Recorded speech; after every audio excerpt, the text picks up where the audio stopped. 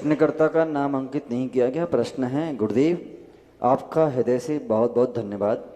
आपके द्वारा दिए गए बीजाक्षर जाप से मेरा स्ट्रेस और डिप्रेशन धीरे धीरे कम हो रहा है और मुझे मानसिक शांति एवं सकारात्मक अनुभव हो रहा है। प्रश्न ये है, मैं देवशास्त्र गुरु के प्रति अपनी श्रद्धा कैसे बनाए रखूं और उसे और अधिक कैसे बढ़ा सकूं? कभी कभी मन में चंचलता या संशय उत्पन्न हो जाता है। ऐसी स्थिति में कृपया मार्गदर्शन करें। मेरा श्रद्धा स्थिर रहे, गहरी रहे, अटूट बनी रहे। कृपया समाधान कीजिए। देखिए, कांच का बर्तन टूटने में फिर भी देर लग जाए, लेकिन श्रद्धा बड़ी कमजोर हो गई है और झटके से टूट जाती, कुछ भी नहीं मिलता, सब बिखर जाता है।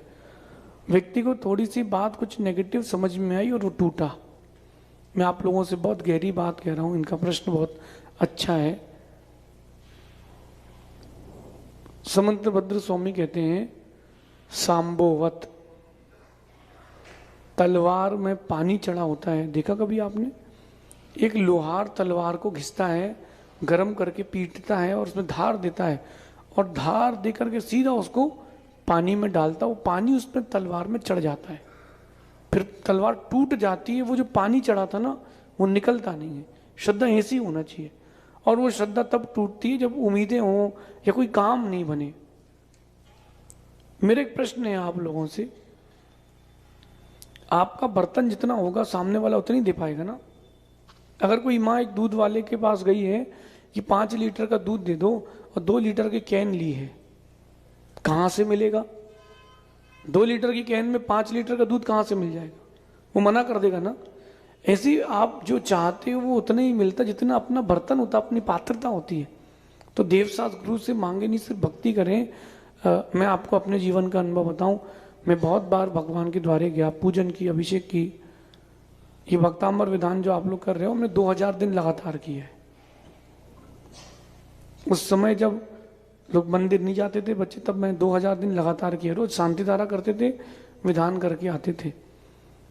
लेकिन हमने भगवान से मांगा नहीं, मिला। और मांगने में क्या श्रद्धा चली जाती है। तो मैं आप लोगों से सबसे कह रहा हूं, इनके प्रश्न इनसे भी कह रहा हूं, मांगो मत, सब मिलेगा। श्रद्धा होगी तो उतना गहरा मिलेगा। हम आप सबको बराबर आशीर्वाद देते हैं। ऐसा है कि अलग से देंगे किसी को? पैसे वाले को कुछ अलग से ऐसा होता कि और डिग्री वाला आशीर्वाद आता है? नहीं है ना। हम आप सबको एक सा आशीर्वाद देते हैं। कोई भी साधु ऐसा भेदभाव नहीं करता। लेकिन असर किसका के जीवन में कितना होता है? जिसकी जितनी गहरी श्रद्धा समर्पण होता है, उसके जीवन में उतना गहरा उसका असर होता है। तो अपन अपने आप को श्रद्धा समर्पण के साथ रखें, कभी श्रद्धा को बिगड़ने ना दें। क्योंकि श्रद्धा चली जाएगी तो आप जीवित हो या मृत, कोई फर्क नहीं पड़ेगा।